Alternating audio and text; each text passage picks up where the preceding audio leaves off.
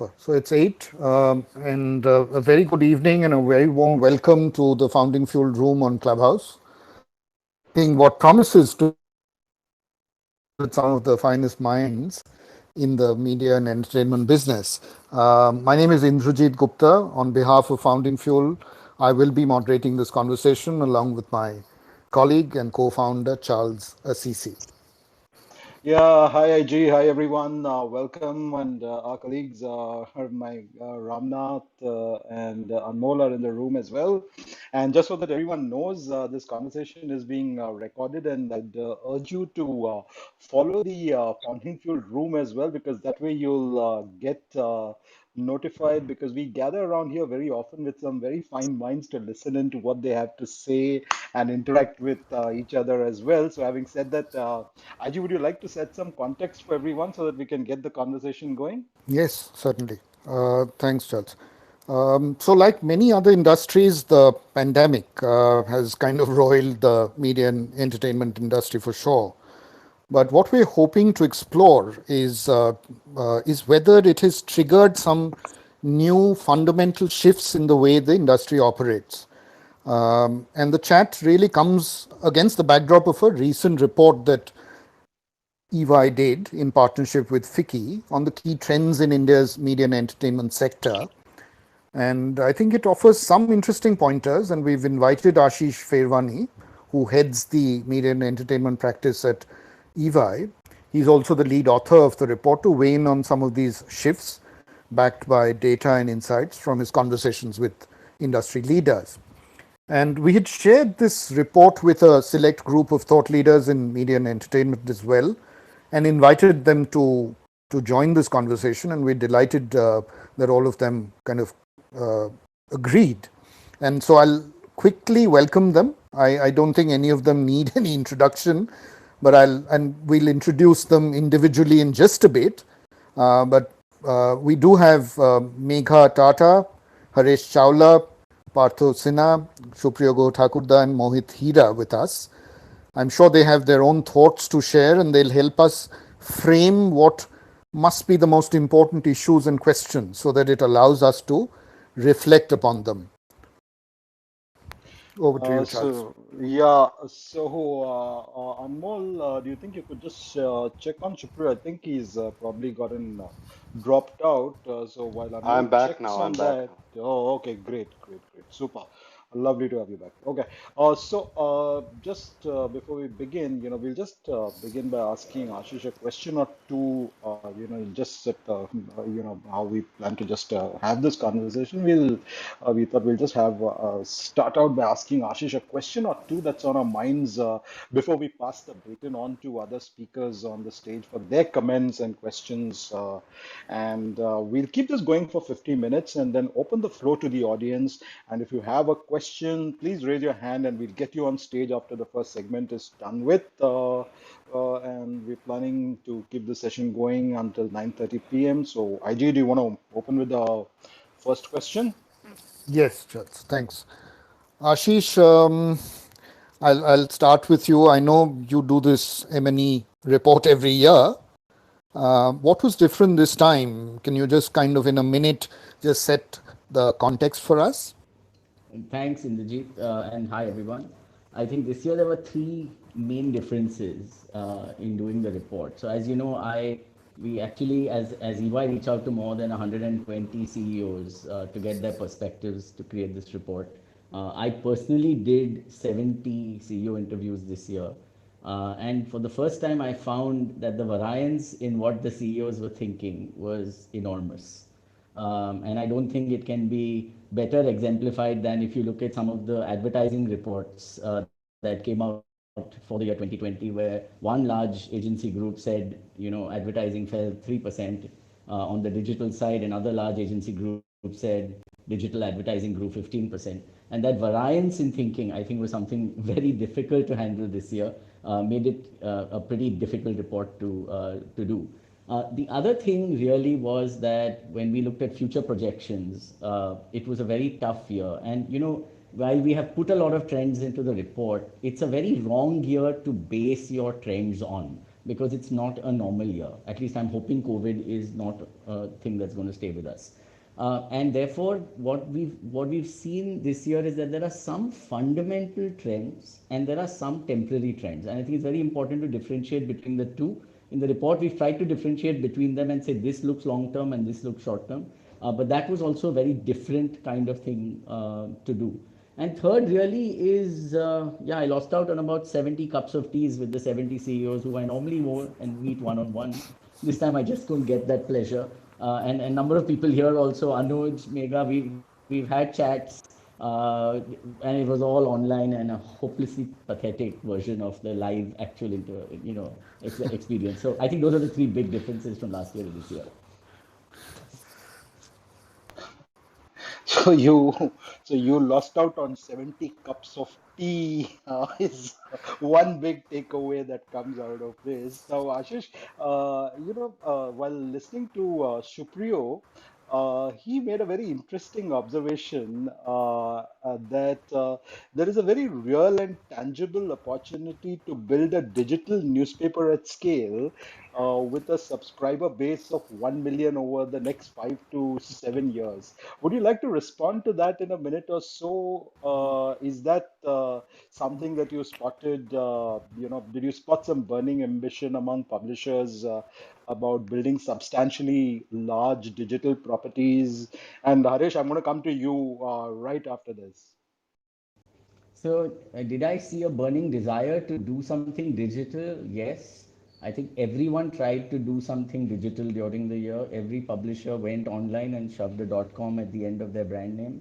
But did it really mean success? I don't think so for a number of cases. The number of digital newspaper companies which earn more than 100 crores in a year is less than the number of fingers on one hand that you have. So it's just about maybe two or maybe just three digital publishers crossing the 100 crore mark. And I think where a lot more innovation is probably going to be needed in not saying I'm a newspaper and therefore I need to go digital, but what I can do online could be completely different from what I'm doing in the physical newspaper world. And I think taking a look at what some of the foreign publishers have done, whether it's the New York Times or especially Axel Springer, I like what they do in creating a set of very cohesive communities which are monetizable not just from news but much beyond. I think that's where some of the innovations have started working. And yes, we will see a lot more of that, but not from a news point of view, but more from a community point of view, is how I see it. Got it. Thanks, Ashish, for that. I'd want to go back to, I think, the point that Charles had kind of raised. This was a conversation that we were having with Supriyo. So I'll go to him first. And he's incidentally a pretty regular guy on Clubhouse. You'll spot him here quite often. And I know he's particularly excited about this whole growing digital opportunity. And I'm sure he'll pick up issue with the opportunity around subscription. I know, Supriyo, you've been kind of, there were some things that intrigued you about the results of the FICCI-EY report. Is there anything specific that you'd like to kind of surface? Thanks. Hi, Ashish. This is Suprio. One of the facts that you brought out in the report, and I'm just going to print, I'm a hopelessly magazine newspaper kind of a guy. And as a background, I worked for the Economist for 10 years. And I noticed that you had done this demand side slide graph there, and which said that I think you did it in July or something, 2020, and it said that the 30% of people who consume newspapers, stroke magazines, will consume less of that. Now, in any category, when you hear something like that, I would like pretty much get quite desperate, right? But I would almost think that I've got to get out of this industry. But your projections do go back to saying that you see 11% CAGR growth. And I was wondering, I've seen there's a uptick in the end on advertising in print last quarter. But you think that optimism of 11%, that 11% CAGR is realistic on print side? That was one of my questions actually on the data. Okay, no, that's a very important question. Good you brought it up. So I think 11% is a 3-year CAGR. As I mentioned, 2020 was a really off the charts year. And therefore, when you look at 2021, subject to no more lockdowns, which may not be a valid assumption anymore, we had projected that advertising for print would grow by more than 20%, and then it would be more like a 4-5% kind of number going forward. But why am I still saying that advertising will grow?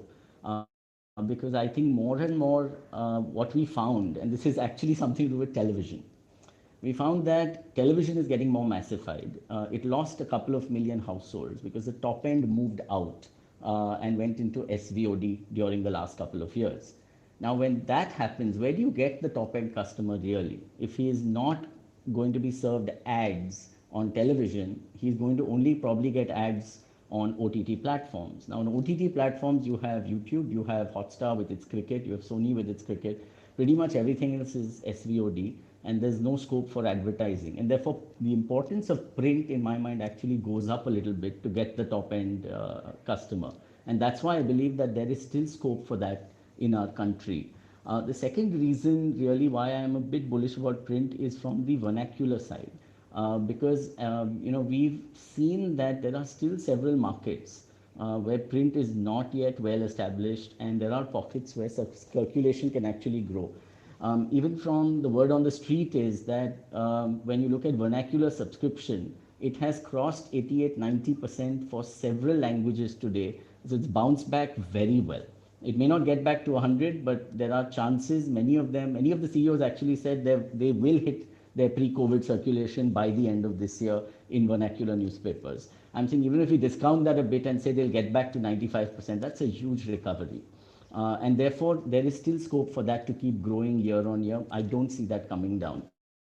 So it's a tale of two countries, the metros and the non-metros. I think non-metros have an opportunity, and metros have an opportunity on the top-end audiences as well. That's the logic behind the I'll optimism just out there. ask one last question and leave it to the rest of the panel. A lot of people to speak. Just your assumption is that and I was intrigued by that. I noted it down that the people who have lost the SVOD guys, who are really the premium guys that everybody wants to get to finally. Your assumption here is that they will continue to read print newspapers, right? That is correct. That is the assumption that we have made, apart from some other factors as well. But that is definitely one of the key assumptions. Yes, All right. and I am Okay. optimistic about print. Okay. All right. Cheers. Okay. Now, Harish, I'd like to bring you in here. You've been listening in until now. Now, while there are many of you who are listening in there who are familiar with Harish on social media, To read uh, print newspapers, right? well, there are many of you who are familiar with Harish on social media and through his essays on founding Fuel. Harish was Group CEO in an earlier avatar at Network 18. Harish, very quickly, what would you, how would, a quick set of comments about Supriya's question and Ashish's response.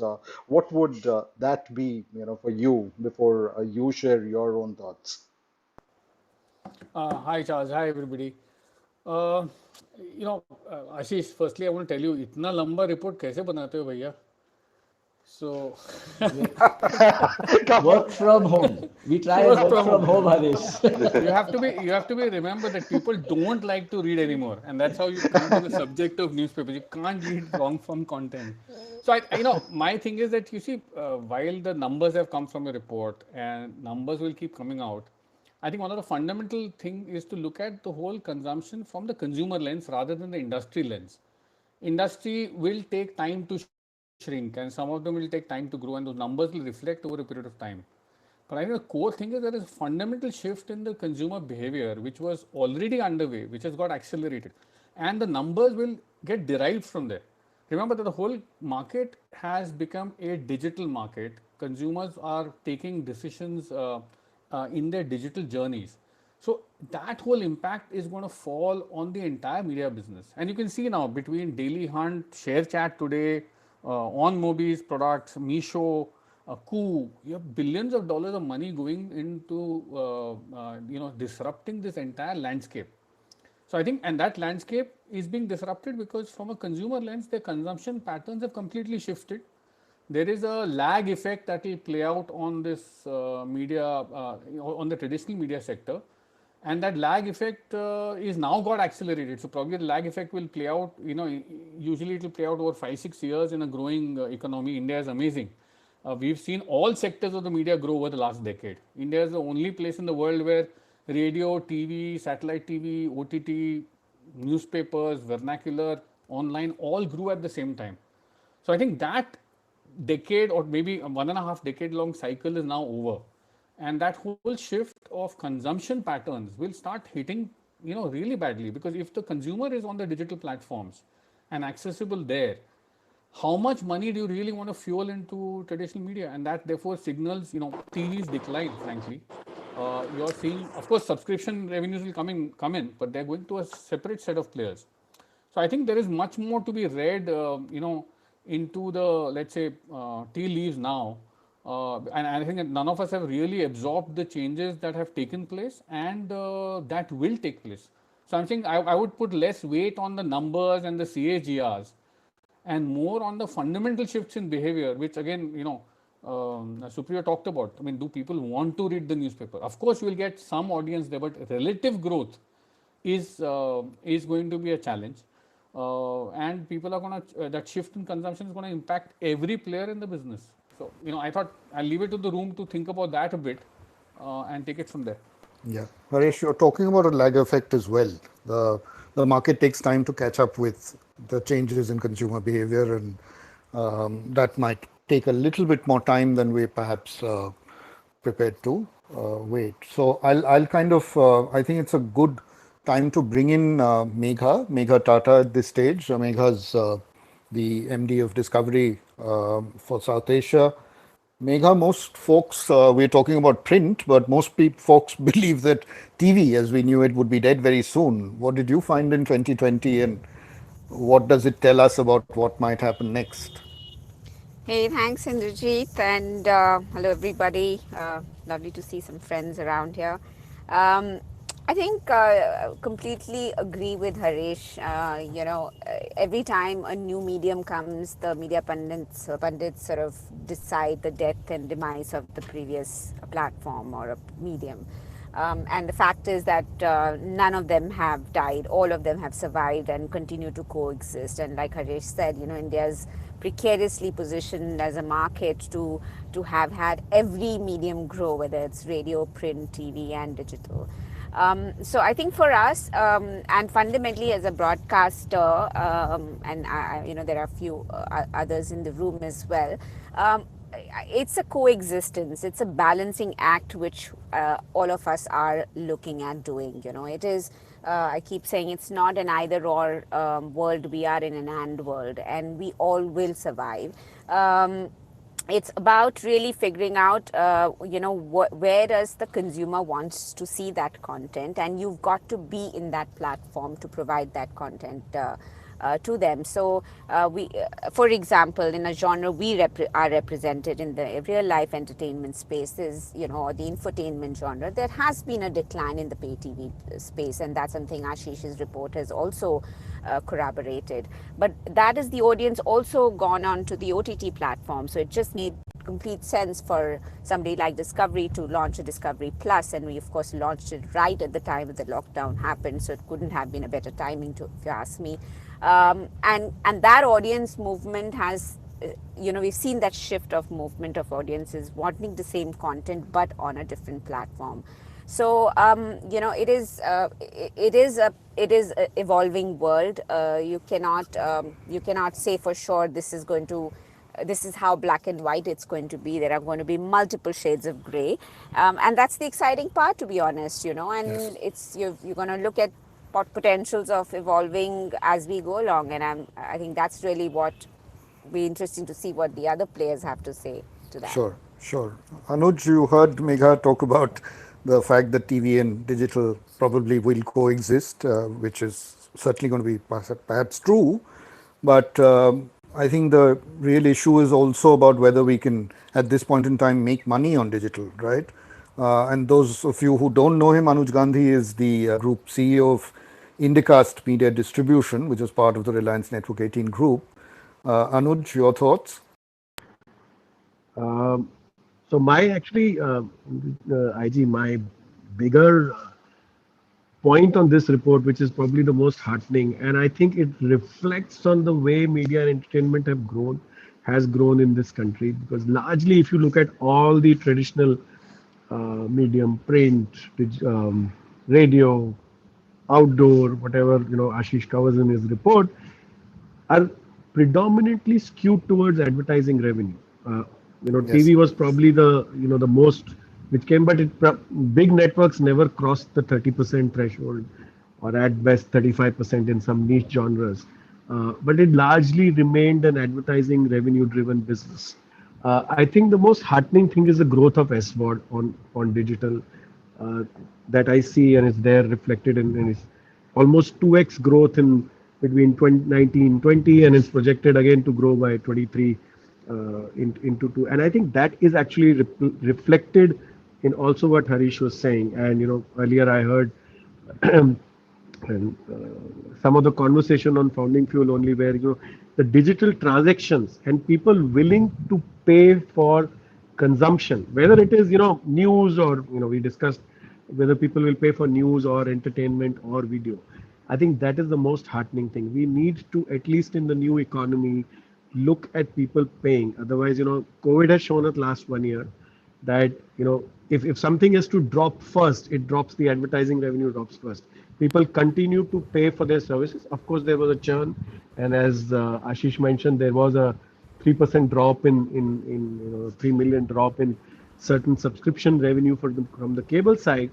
But largely, that means out of 132 million, 129 million people kept paying for the services. And I think that is very heartening. Of course, the free dish is growing, etc. But from my perspective, the most important thing is how do we make sure that in the new economy, as an industry, we develop more and more SWOT, where people pay for what they consume, what they watch, what they read. I think in the long run, that's what going to really be the key. Of course, advertising will come back, and in some sectors, it has come back. To the second part, IG, I think Megha said it well.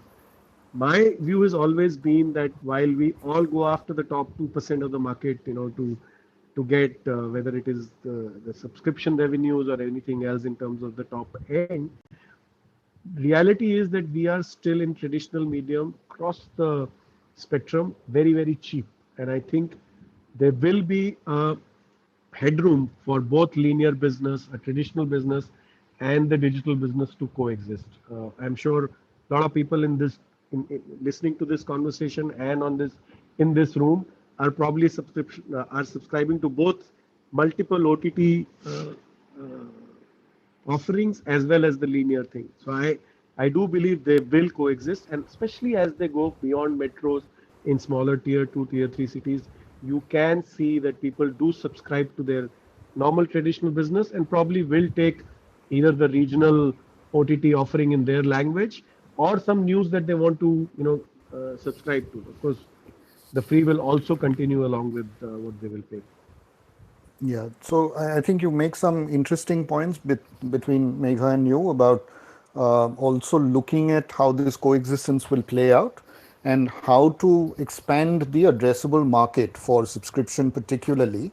That'll be interesting because I heard you talk about the fact that everyone's kind of got locked into that small, very tiny niche, the 1% of India, really, which people like us in some ways. And how do you climb out of that and grow that piece? That'll be an interesting one. We'll pick it up. Charles, you want to kind of come in and Yes, yeah. In fact, that's a very interesting observation.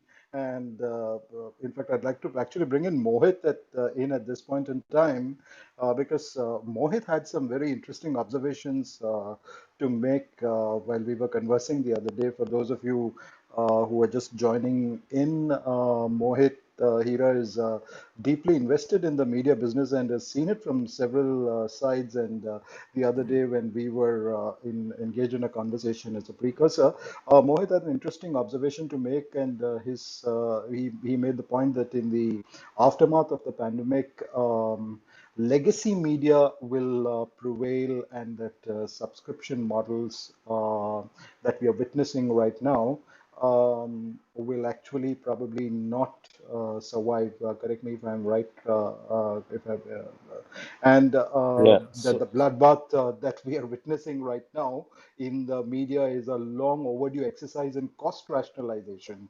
Mohit, those were the points yeah. that So you I'm made. Would you like to I'm elaborate on this, Mohit? yeah. So And I'm the perhaps the others may contrarian in the want to pick. room. I'm the contrarian in the room, and I know shades of it was something that Ashish also mentioned. But yes, it's been a bad year for print. It's been a bad year for television. It's been a great year for digital. I think these are things we know. But like Haresh said, let's look at the larger shifts. Print was bloated. Television was bloated. They've had to rationalize costs. Unfortunately, I mean, I've had friends who've lost their jobs as well. But some of it was long overdue. And when the bounce back happens, and it's happening because, like you said, 80%, 90% of circulation has come back. And as an aside, that's actually contradicting something else in the report, which I saw, page 11. I've got the report open in front of me, which was the digital adoption accelerated due to forced trial. We've had 30% of people saying that they will consume less newspaper than before, 56% saying they will consume as much, if not more, or the same, if not more. At the same time, print circulation seems to have come back in December. Partho's there; he'll probably be able to substantiate this. And while we've all gone digital much more than we used to, and let's say through the day, news kind of dominated our mindset all of last year, even today, and we're not watching it on television, we're reading the app and getting the news, so it's very, very digital. But the fact is that, you know, uh, subscription revenues of online media are still, and there was a tiny number in that report, Ashish, I think some 0.3 million or 0.5 million is subscription online news. It's a tiny fraction. Now, my sense is that there's another bloodbath coming, and that is when the dust settles to some extent. How many of the players who jumped onto the digital bandwagon will actually be able to survive? Will they have the resources? Because revenues not coming in right now. Readers may be coming in, consumers are coming in, but advertising revenues haven't come in as fast. That's where I just wanted to leave this bit. No, that's an interesting point, Mohit, which we should pick up. Making the case that you do need a balanced revenue Yeah, mix, right? yeah. Fair enough. And you've also talked about, I think Charles talked about the cost rationalization that's already happened to take costs out. And that's what I wanted to kind of Partho to come in. You heard Mohit Partho. And I know that you joined what the Times Group as president of Response 2 days before the lockdown. Was it 2 days into the lockdown? I forget the exact date, but I'm guessing it was baptism by fire. And so, tell us, what was the most important thing you learned from this havoc? I mean, what has stayed with you, Partho? Partho, you're on mute, I think. So can you hear me now? Yes, we can hear you. So Thanks. yes, I joined the Times of India 2 days into the lockdown. So it was precisely 24th of March last year when I joined. And very nicely, I realized that there's no newspaper, so there's no ad, and there's so it was a lovely cycle. Call it whatever, virtuous, vicious. But increasingly, one thing started getting clear, and that's why more than trend, I believe in truth. Like some of the very naked truth came to the fore. And one of the key truths there was source credibility matters when it comes to news. And we kind of learned it very quickly, and I will tell you how that helped us get some of the circulation back, and like we are completely out of the woods. And I think it's public knowledge by now. The truth is, I think something to do with uh, maybe something to do with the way the category has been named, which is media and entertainment. So somewhere news started believe that they're a part of entertainment. So you saw some of the TV news debates which is to happen. Rumor has it that apparently one guy slapped the other. So I think entertainment was taken very very seriously. And the other thing that digital guys were hawking was the idea of user generated content. Now, there is nothing called user generated news. When both of these started coming in together, people realized the truth or the power of source credibility. When it's your own life, you don't want to read the news which doesn't have source credibility, or you don't need to be a part of an entertainment drama. I mean, I don't have the guts to talk about my own country, but let's take USA.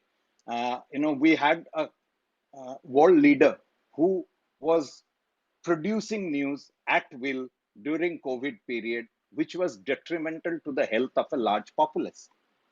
So all on a sudden, people realized that source credibility possibly is far more important in the business of news than either the idea of how user generated content is getting created or how much entertaining it is. And that got people back onto newspaper in whichever form, because of where the source of news is, because of what the kind of quality of news which was coming in, that became far more important than anything else. Just to give you a very interesting perspective, when it comes to, say, the market, when I say market, I mean the stock market. The market has behaved really well. And what happened was that people were working out of home. So the chances of picking up corridor gossip or even corridor tips was getting very low. So we did an experiment with Economic Times in Bombay. Today, our Economic Times circulation is 2.75 times that of pre-COVID period.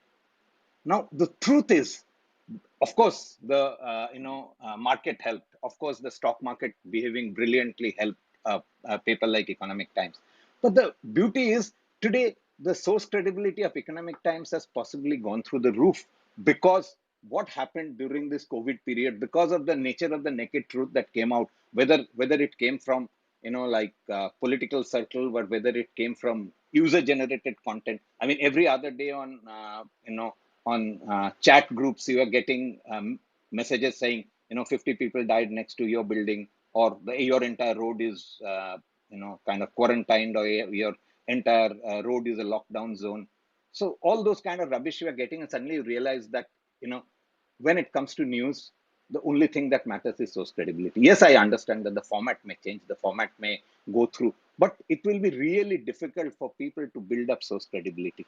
And that's why the legacy brands, in whichever format it is, will always survive. I mean, if you see New York Times today, New York Times possibly earns more money through digital than through their printed copy.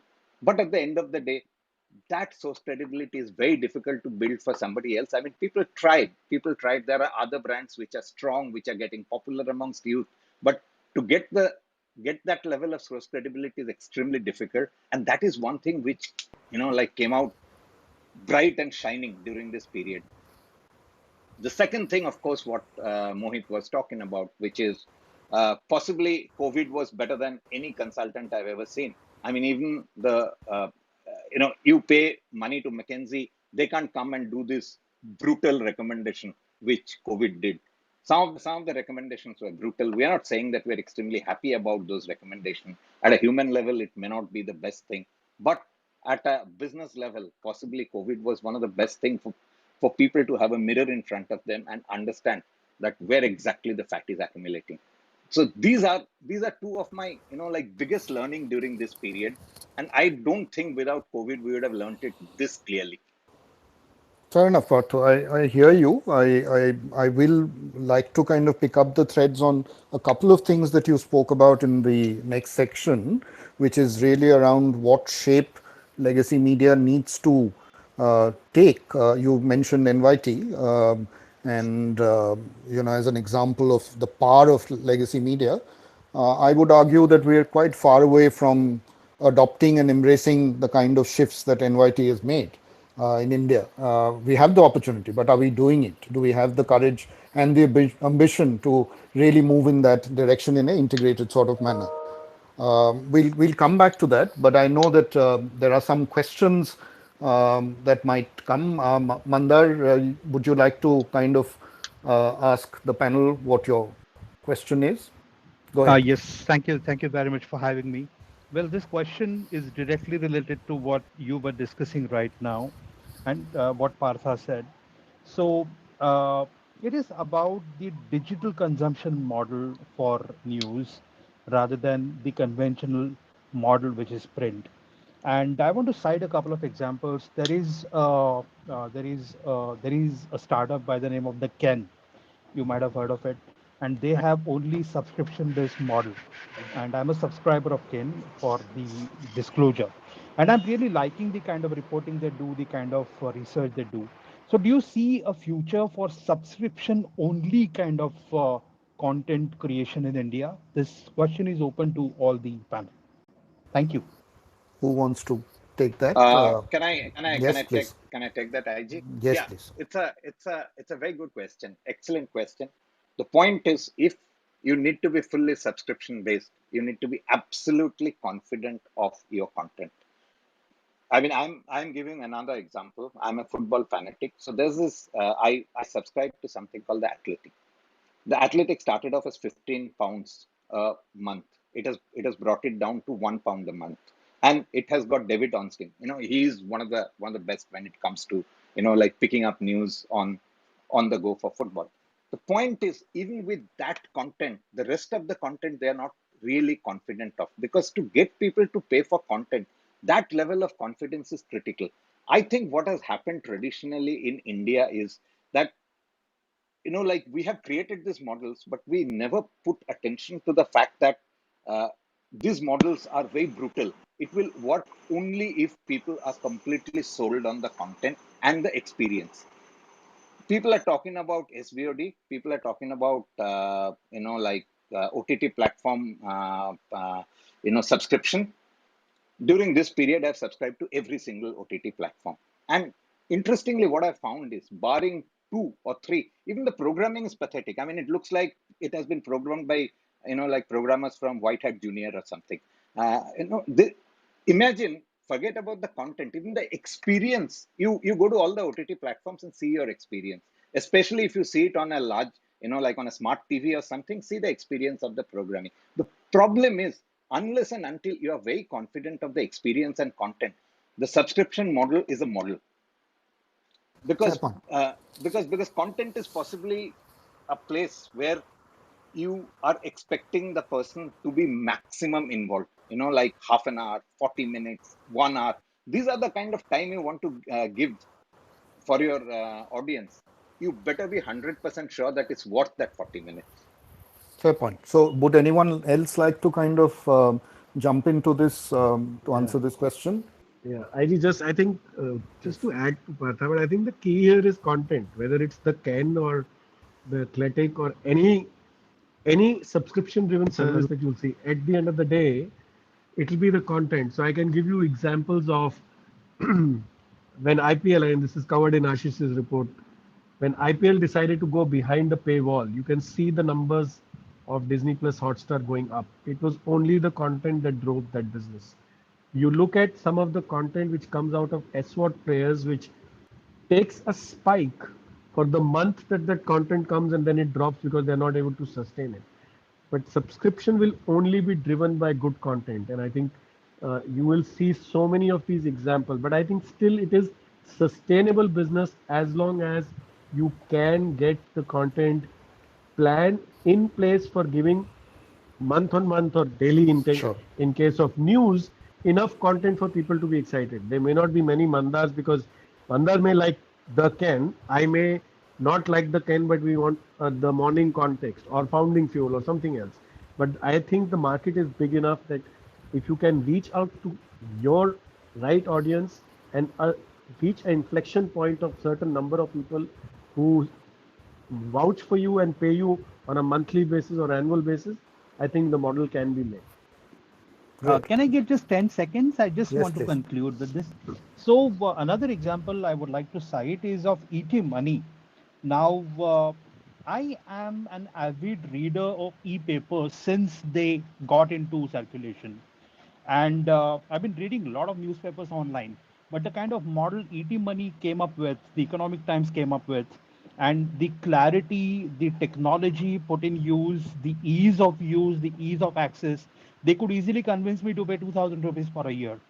You know, so I firmly believe that media needs to look more innovatively at these kind of models. I Sure. believe I'm a reader. I'm not from your fraternity. I'm not a journalist.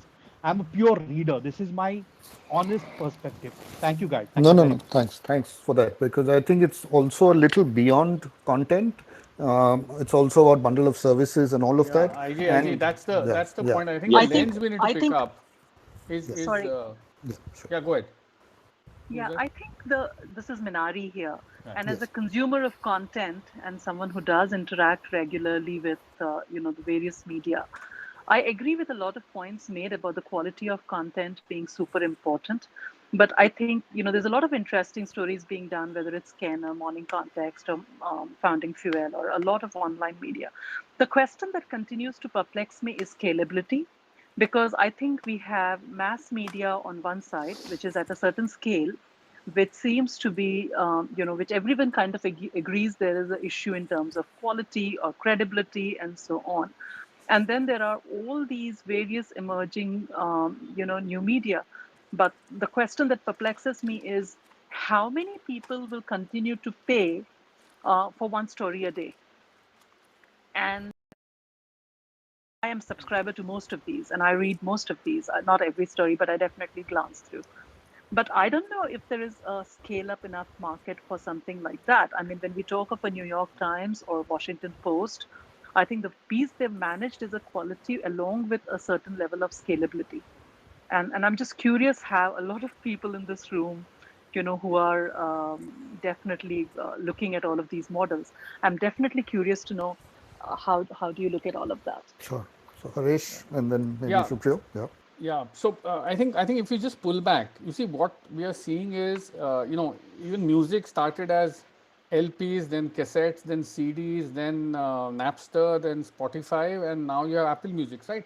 So my sense is that all media is eventually going to get put in a digital wrapper, unless it's a live event or you're going into, let's say, see a movie yourself physically. Now, the business models that will emerge will determine the monetization, and I think that is the real focus of thinking that needs to emerge.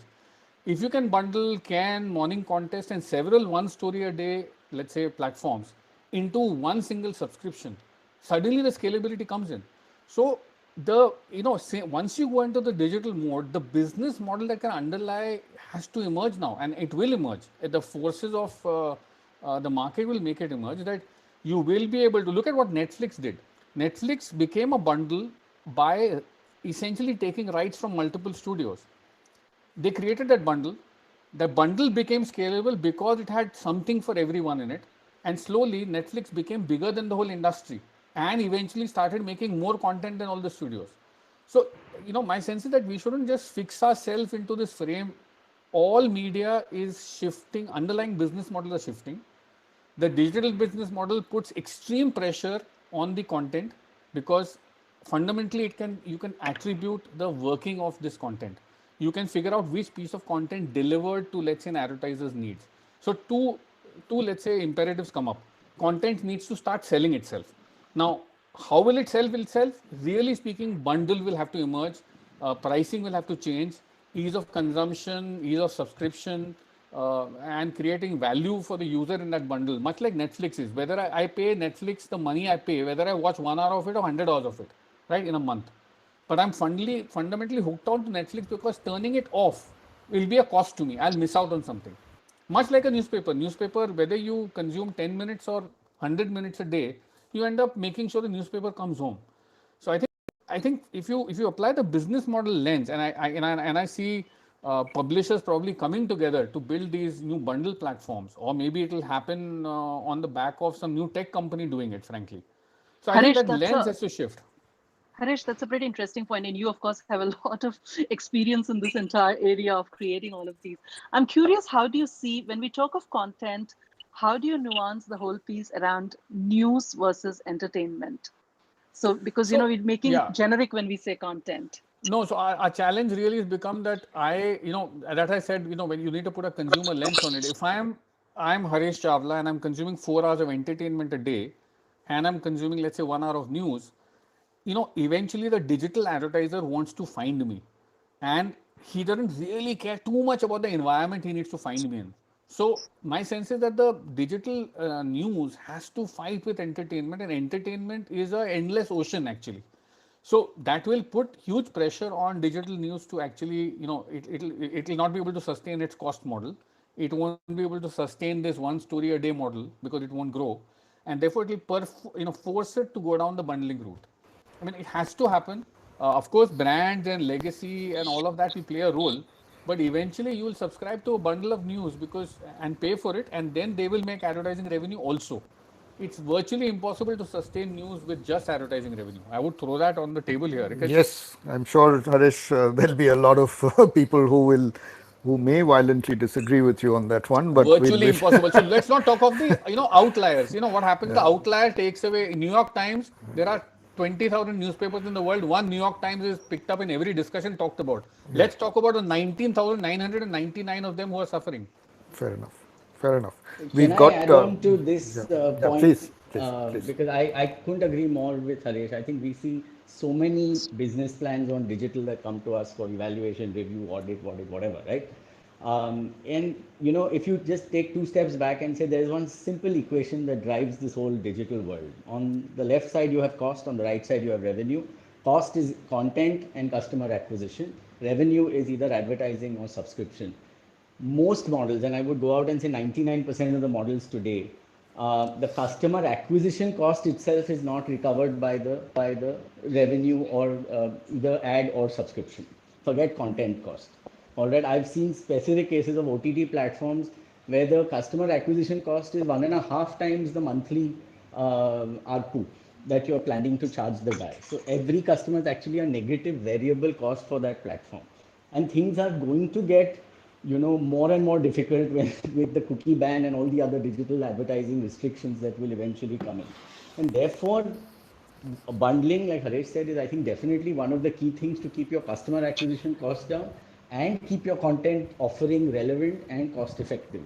The Got it. other thing, just to add to the question, Minari, that you had asked, I think very importantly, what we are seeing more and more of is how we are, owning a certain audience base rather than going mass. Now, let me explain this. Today, if you look at ComScore's numbers, you have Google with a reach of 400 plus million, Facebook with a reach of 400 plus million, and they garner, 70% or whatever of the total digital ad pie in the country. But the latest entrant is the Flipkarts and Amazons, and we've seen them being able to garner 3,500 crores suddenly and take away 12% of the market over the last 2-3 years from an advertising perspective. Now, I find that fascinating because they've actually gone and got advertisers to say that, I have a person here who's coming with the intent to buy, and therefore you should be paying me more than you should be paying an entertainment platform, perhaps, because when a person is on an entertainment platform or the news platform, he's not come there to buy anything. He's come there actually to to consume news or to have a little escapism from life. So I should be paid more, and that story seems to be working. It has certainly started, and therefore to count on advertising as a key revenue source, I think table stakes mean you need to be at 200 million plus MAU before you can even be taken seriously anymore. And Fair enough. therefore, back to Anuj's point, back to other points made by the panel, you have to have subscription, and you have to have a very, very large scale if you want to make money from advertising. Back to Fair you. enough. But Indrajit, I want to Yeah, come in here with a sure, very fundamental question, which is sure. which has always kind of plagued media and especially news media. What should follow what? Should content follow the business model, or should the business model follow the content? If content follows business model, then all those pressures start coming in. The news needs to be entertaining. So let's get 10 people slapping each other on a TV debate. That kind of degradation starts happening versus like that this content can do this basis this, what business model can I build? So i think I think this, when it comes to entertainment, it can be either way.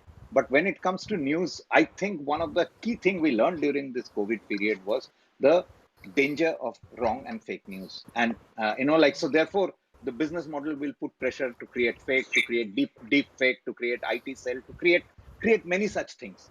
The Sure. point is, what should follow, what should be a very pertinent question as far as the business model of news is concerned. Fair enough. We'll kind of move a News little cannot be ahead. only for Yeah, profit Hi business, there. unfortunately, Can I Partha. jump in?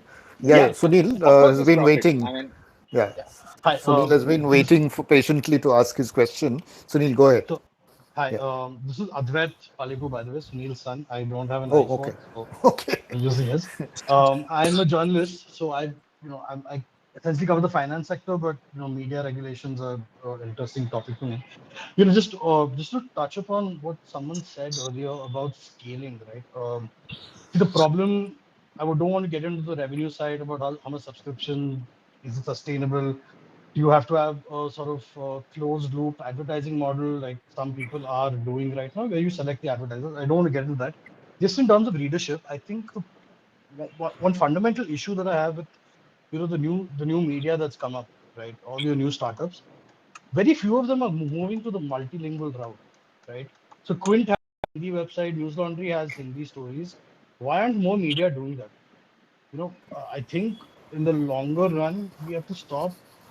It's a problem of this elitism that we have, that English speaking media to English speaking readers only. Somehow, if you read the Caravan or if you read any investigative report in English, that should be communicated to a wider audience in regional languages. So the Reporters Collective is working on a model like that, where you get multiple publications to publish in regional languages. My question is it a problem of there's too much cost to hire so many translators and then translate every piece of writing in a local language or a regional language, or is it just that of the 200 million, 300 million people who are active English reading, the active English reading market, there's enough to do there that looking beyond English is it's not worth it. I Is had, that's my question. thanks so much, Advait. I had discussed this afternoon with Megha, and Megha, do you want to come in terms of creating original regional media consumption? Any thoughts from your discovery Or even experience? just news, right? Just Yep, news. How yes, do you yeah, translate news to a wider audience? Yeah, sure, I think that this conversation has been very news oriented, which is why at least I've been quiet. so, I'm not sure I can answer the question on the news front, but I'll give you my view and sure. perspective fundamentally on the regional space. I think clearly there's a huge opportunity in the regional space per se, whether it is in the linear model or the digital model. And I think that comes from the fundamental fact that over the past few years, you've seen, and the television has been a great indicator, besides print as well, of the content consumption growing in the regional space. So, just to give you a small example, our discovery content is actually in many ways a language agnostic content. Our content comes from international US or different parts of the world, and yet is able to be reaching out to different in India because of the languaging strategy, whether it's Tamil, Bengali, Telugu, and so on and so forth. And I think that there's more and more regional content which will be created for sure. Even for example, when we launched. When Thalaiva, for example, came onto Discovery, he broke all records. Any platform for that matter. And so Rajnikant really created an opportunity for us to understand that there is clearly a room for growth, and he did extremely well for our television viewership. We launched Discovery Plus on the back of Thalaiva, and it really resonated amongst the audiences from the south of India. So, is there an opportunity to grow in the regional? Absolutely, yes. Is it only aligned to say a OTT play or digital play or linear play, it's across, all encompassing. So I think I'm not definitely answering the news question which the gentleman raised, but clearly regional growth is from media and entertainment point of view is clearly there, Sure. will be there, as well as I think the growth will happen in some of these even in the free to air, the free dish space, and I'm talking back into the television zone again. So between FTA, between regional growth story and the digital, there is a play for everybody. Yeah, sure. Thanks for that, Megha. Ashish, any thoughts on the question that Advait had raised about the regional media piece? Anything that emerged in your work in the report? So I think just as earlier on we had one channel, Doordarshan, and then it split into genres and split into regions, and TV went that way. I think we're seeing OTT also going that way, and our estimates show that now about 35 to 38% of all content which is consumed on even OTT platforms are now in regional languages, and as compared to a similar number in Hindi and the balance in English. TV itself this year was 55% of consumption on regional languages, English 1%, and 44% was Hindi. So I think regional is growing and will continue to grow. It may take some time, but I think over the next few years, you'll probably see OTT regional content consumption coming pretty close to what television is today in terms of time spent, in maybe about 3-4 years perhaps. That's right. There's some interesting things going on in that OTT space, which is worth talking about a little later, maybe. But there were a couple of people waiting to ask questions. Sonali, do you want to go first? Thanks, IG. Yes. Hi, everybody. Good to see such an interesting discussion. I'm just going to get straight to it. I have a particularly pointed question, taking off from what few speakers pointed out, and this is in particular to news media, whether it be in particular television media. We are a much abused clan now because of the kind of content TV media has been news media has been putting out. My question to this esteemed panel is, shouldn't one assess the market they are delivering to? So when you say that the content quality needs to be better, but yet your entire business model is basis advertising, and it's a race for TRPs, and it is the most sensational content that actually wins, not just in terms of advertising, but also in terms of eyeballs, how are we ever going to get out of this vicious cycle? Isn't it? It won't. Did you guys hear me, or was I not Yes, yes. audible? You're Oh, okay. absolutely Oh, You're clear. loud okay. and clear, loud and Okay. clear, Sonali. Yeah. Okay. So my point is, this vicious cycle will only break if we all go pay and we take some bold steps as an industry, which we're not willing to do, because anyway the media industry is shrinking. Right. And year on year you can just see revenues across platforms shrinking. So this entire sensational journalism that we're all seeing, and my clan is much abused, is only going to become worse, because there is pressure on revenue, and the point is we are not a paying market, and our viewers love it. So shouldn't we assess all of that? Well put. Well put. Who Well wants to put, take that? Sonali. Well put, Sonali. Who wants to take that? Can I try? Yes, please, Ashish. Okay, so Sonali, I'm 100% with you. You guys have identified a market and you fed it exactly what it wants, and there's no better success strategy than that. However, having said that, and Indrajit, please, you can bash me up later for saying this, but we are today on an iPhone platform, right? We are on Clubhouse over here. We are not representing, the country, honestly. And Then the conversation is very elitist, Ashish. The बिल्कुल conversation is very बिल्कुल elitist. I agree with you 100% on that one. Okay, but I'm saying at the core, we are talking escapism and knowledge. And the idea is to go find your audience and serve that audience. Now, if they like slapping on the TV screen, as was pointed out, or they like anything else on the TV screen, that's the target the media company has chosen to go after. there is an equally other iPhone slash Clubhouse slash Indrajit Gupta kind of audience who likes reading Founding Fuel and the Ken.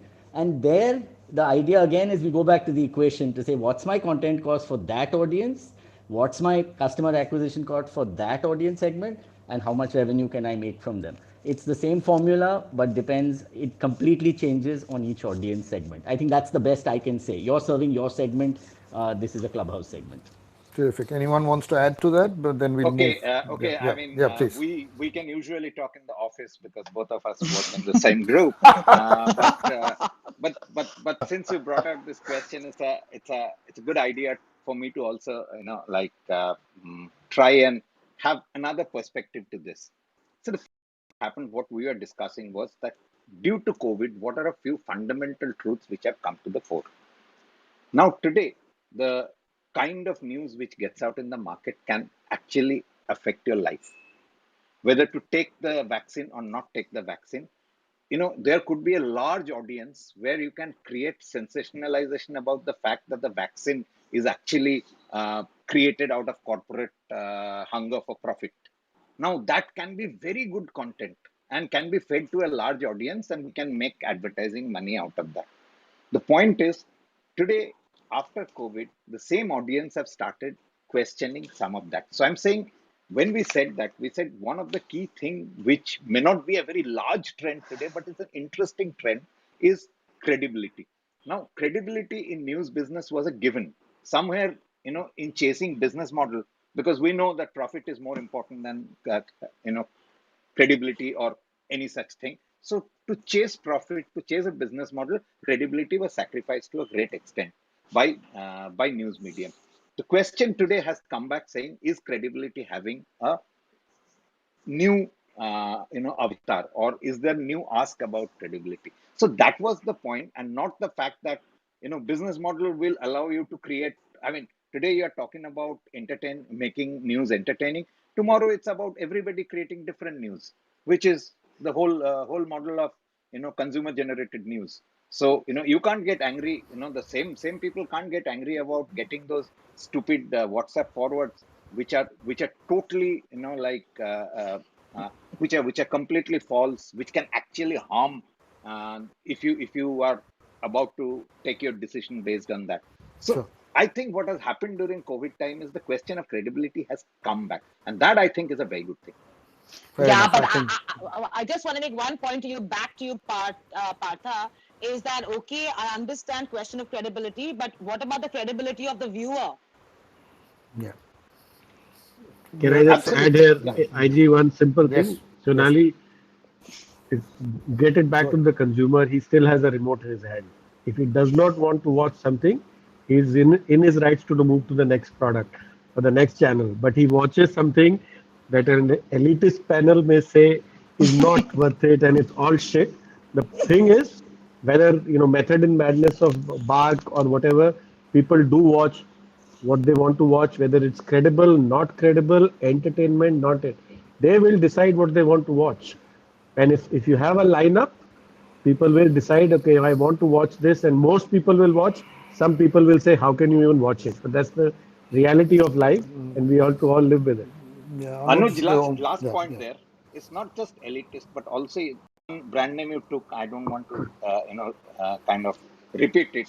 The credibility is hunting that brand. See what is happening today. So I'm saying that the question of credibility is coming back and becoming a part of consumer choice making.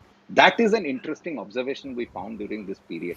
Of course, at the end of the day, like you can either follow the consumer or kind of lead the consumer, or try and understand where the consumer is going. There are three ways of Correct. doing business. If you Sure. follow the consumer, of course, whatever he or she is watching, great. But what did we find during this time? We found, even in your television measurement, credibility is possibly today the biggest question that is getting asked. So the problem there is, the idea of credibility itself making a comeback is not a bad thing at all. Yeah. I think the question that Sonali is also asking, who's going to bell the cat at the end of it? When you do Absolutely. have to make the business model change, someone has to have the courage of conviction to do it. That seems to be lacking, to my mind. And to Anuj's point, I think it's fair to say that, look, if we go down a path where we're all delivering to what pandering rather to what the viewer wants, it'll be down to the lowest common denominator. So then forget about standards and forget about credibility that Partho's talking about. So there is a danger there, I would think. But I mean, we can, I guess, debate that till kingdom come. We may Yeah, not be able to yeah. find. Sorry, can I just Yeah. jump in on the credibility point? Just on Yeah, that, if I may just come in for a moment, I think Mohit yeah, is before Mohit. I think has to leave. sure. So before Mohit just signs out, Mohit, would you have anything to add to what you've been? Yeah. I just want to actually circle back to something that Haresh said about bundles and bundling, and I think he's absolutely right. That is what will make or break a lot of not just the native digital players, but even some of the print players. Bundling happened in 2005 when DNA came into Bombay, and some of us who were in Times know what happened then. But imagine a situation where ET gets bundled with Mint Lounge on Sunday. Imagine a So let's situation. Interoperable newspaper. Yeah. But I'm when Harish said Ken plus morning context plus something else, you've got three or four struggling brands coming together and somebody putting that bundle together. It suddenly starts to make a lot of sense. I think we need. I mean, this has been uh, whatever almost a year where everybody faced extinction, or they thought they were facing extinction. So you've got to kind of reinvent and come back and see what can be done. fair enough. Fair enough. So, I'm yeah, yeah. sorry, just Sorry. one point, just to add to what Mohit said, I think micro subscriptions, I don't know why it's not taken off. The tech side is ready, the finance side is ready for it. You have companies like Simple and Lazy Pay and all. Uh, you know, somehow we have to allow readers to read 20 articles across websites and then pay for it at the end of the week. Yeah. I think So something like a in 10 rupees per article kind of yeah. model can come about. You're an aggregator almost. Yeah, I don't yeah. know We who. we did discuss this a couple of about a month ago when we in this very same room, Suprio and Haresh were in the on that conversation on micropayments and Mathan as well. I'm just kind of conscious of the time, and Arvind, you had a question to ask. Should please go ahead. Yeah, thanks. Actually a two-part question. The first part is we spoke about pandering and how that can devalue the quality of news eventually. Isn't that a danger we face with the subscription model? That it's fine, subscription models work great for niche markets. Like if I want to subscribe to a renewable energy journal or a newsletter, that's fine, or the Ken or the morning context. But if I want general news, having a subscription model would probably make it go the way of New York Times, which panders to a very specific community of people, very similar thinking. And if they like, how do you prevent the same pandering happening in print and digital media? And I'm looking for general news and not specific content. The second was we spoke about bundling. So I'm curious as to how you feel about what is going to happen when those bundlers end up being somebody like Google or Facebook because they have the reach. Suddenly they control who decides to get their news across or not based on their discriminatory policies on who is beneficial to them or who is reporting nicely on them, or all the troubles you already have with those news aggregators. Wouldn't they be ending up the bundlers in the end, which again might devalue the quality of news that we get? Fair enough. Supriyo, do you want to kind of take a stab at Arvind's question?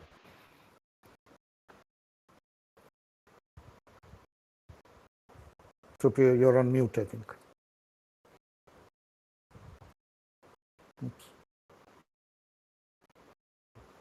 Yeah, go ahead.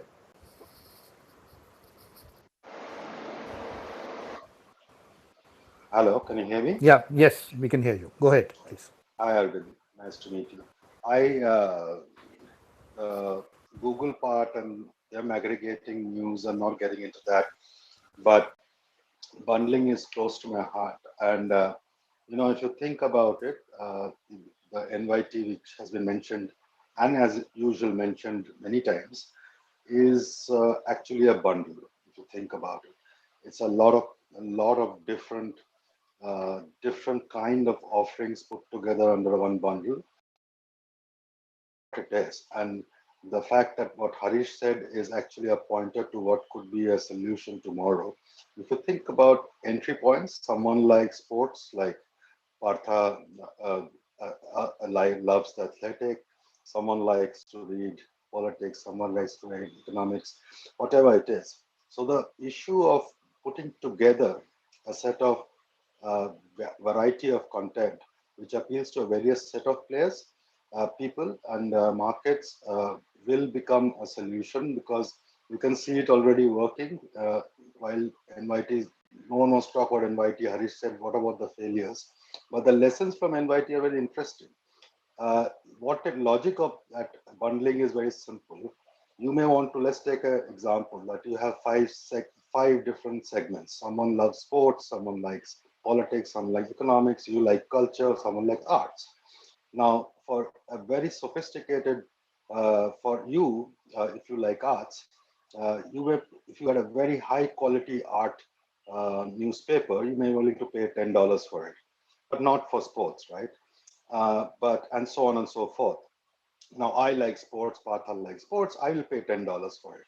The logic of the bundle that NYT does is that they have made the very calculated risk that everybody will pay a little more, little some amount more for all the others, a dollar maybe for all the other sections. So you bundle it together for $15 and you say, so when I'm making the decision that actually I'm going to the invited to read great long reads, which is what I do, I look at sometimes some other article on a cultural issue or something that Kara Swisher writes on a tech piece, and that interests me, and that justifies that $1 extra. And that's where bundling comes in. And if you do it well, and if you understand your various segments, you can make it work. And so the Ken does something, the morning context does something, and Mohit's very interesting point of putting together lounge and the ET makes a lot of sense. We just need a little more than just that, Mohit, in my opinion. A few more, something from maybe the Hindu Sports Star, maybe, or a bundle like that on a Sunday might make it work. Now, that's my view on what little I understand from what I've understood from looking at the NYT model. And I came from a model which was very different, which is the Economist. And a lot of the questions have been asked is where the scale is, right? So Minari, I think she's left or gone down now, asked about scale. Scale is dependent on your ambitions, right? And you make the business model work for the scale that you want to go for. And if you look at the Economist, it's 1 million subscribers, has ambitions of not becoming more than 1.5. It has 220 journalists. The NYT has 1,500 or 1,700 and counting. The models are like that, and the business model came first, and then, as Partha was saying, you decided what kind of content you're going to put out. So you start with the model, and then you figure out the content. And so now I loved your FICCI argument. I think you made very valid points, but I would like to just leave it. It's an elitist discussion, no doubt about it. That news is a little different than selling soap. And I think news has a purpose beyond just being commercially viable for the sake of being commercially viable. And if you remember that the journalism has a purpose over and above all that, we might want to revisit what you were discussing there. Sorry if I managed to address any of those questions. No, you did. I mean, that's So IG, the interesting part in bundling is, and this is to yes, Ashish. yes. Ashish, maybe the television regulator needs to hear this conversation. For the last 3 years, we've only been talking about unbundling the TV content, and here everybody seems to be saying that the future is in bundling. Yeah. Amen to that. But the truth is, bundling is possibly one of the earliest thing that people have done. It's the most consumer thing you can do. I Yeah. mean, Times of India has been bundling for Partha, ages. Partha, all Tata Sky cable companies across the world, Yeah, television content always been bundled. It was yeah, never sold a la carte, right? That's the yeah. to I Supriyo's mean, point also that somebody could only be watching sports or only news. But when you take a bundle for or services you get, because at home, if you're a single TV household, somebody could be watching a soap and somebody news and somebody sports. The whole concept of bundling came from there and it's very prevalent. So I No, agree I'm with saying this. that television is the obvious. Even in print, we have done bundling. I mean, there are many households in Maharashtra where the only English paper that goes in Sure. is like Economic Times. It goes along with the Maharashtra Times, which is a like Marathi paper. So For bundling is for bundling me, is a reality of life. Partha, for me, bundling is even more basic because when I take TOI, I probably don't read the first page. I go to sports, right? Yeah, You are yeah, bundling sports content and absolutely. right. So for that, it's very Sure, it's very natural. Yeah. sure. So I'll thanks. give just Yeah, one more please. number to add to that. I think Yeah. we estimate that on the digital side, where bundling will be very important, that by 2025 or so, about 500 million people will consume content which comes bundled with data. What's going to drive it? Because if you look at India, any premium product, kind of peaks out at a 30 million kind of level in terms of reach. But it's bundling that's going to make it go to the half a billion number. That's our thinking around the area. Got it. Got it. Very interesting. I think we've got about another a little less than 15 minutes to go, and I think it'll be a useful thing to start winding down, and we'll kind of go around the room asking each of the panelists that one question that we started with at the end, right at the start rather. That 2020 has obviously been a roller coaster ride for everyone, but when the dust settles down, what do you reckon will fundamentally change going forward? And based on what you've heard, what are the ideas that have stayed with you? I'd love to kind of start perhaps with Ashish and then move to Haresh, and then one by one we'll listen to. Just take a minute or minute and a half to make your point. Ashish, do you want to delineate? I think this year has definitely been a year where every media segment, whether TV, radio, print, whatever, decided that they can't just stick to their existing mode of distribution. And you have radio companies doing video content, text content, and events now. And you have print companies doing podcasts and events and video content now. And I think, therefore, what we are seeing is probably the emergence of media brands, which are very media agnostic. And I think that is definitely one trend I think will continue going forward. And perhaps the second trend I would say is that if you take not one or two but 10 steps back, at the end of the day, what this industry sells is escapism and knowledge. I don't think the demand for either will ever come down. I think what the industry is figuring out is how to distribute those two products, knowledge and escapism, across multimedia. And that's going to really, the success is going to be driven by those who can rightly achieve scale, whether bundling or any of the other strategies that are in play. Super. That's very interesting. Ashish, you want to tag someone else on the panel? I'll go with my first guru in media, Haresh. The way he jharoed me the first time I met him on the crap I spoke, I will never forget. He does that with everyone. Bully, bully. He's up. Thanks for calling him out, Ashish. Hey, rascal, Mr. Charles, shut up. Okay. So, okay, thanks, Ashish. And I remember that conversation very well. So, here is how I look at it. I think this last year is like a fast forward by 5 years for everybody in the media business. And therefore, I think what's fundamentally become the truth is that for a challenger, distribution is no longer a barrier. And for an incumbent, distribution is no longer a moat. I think that is like the first principles that we need to approach the whole market with. And then I think what really is needed is every player needs to really introspect and find the sweet spot. And the sweet spot will be like a junction where your relevance, the scale and the TAM you want to attack, the pricing power you have. I mean, if you make crap content, you will get crap pricing power. So therefore, where you stand in the market, I think needs a whole re-examination, and from there, we will see the new business model emerge from those realities once people introspect that is it possible for me to be standalone? Do I have? I mean, if Times of India has that legacy, of course it can, but maybe a new player can't, and therefore it will give rise to bundles. And I think somewhere in India at least this whole segment is actually new. All of media in India is only 33 or 3 or 4 decades old, most of it. So therefore, I think we need to see maturity in players and their willingness to actually come together rather than sit and bleed on their own. So I think some of those bundling is now available. The entire ecosystem is ready. It's just the maturity of the players to realize that they are not in the sweet spots, and can a bundle take them to the sweet spots? I think that's the key here. That's the mindset of co-opetition, Haresh. Who will you tag next? Suprio, go ahead. Thanks. Go Hi, ahead. thank you. Right, I think I learned more than I have to say on my own. I think um, Partha's point on credibility was quite an interesting one. Uh, and I think that gives me hope actually that something good might come out of it.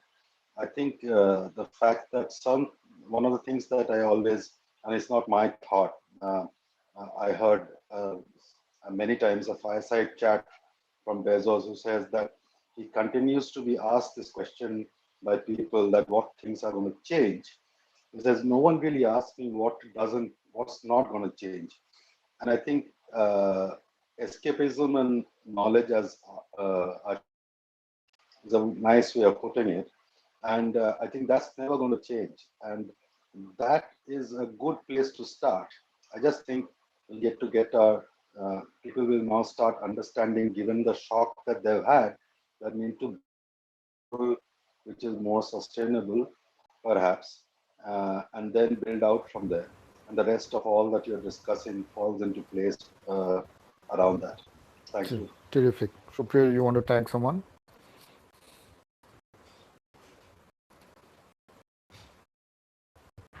Supriya, do you want to tag someone?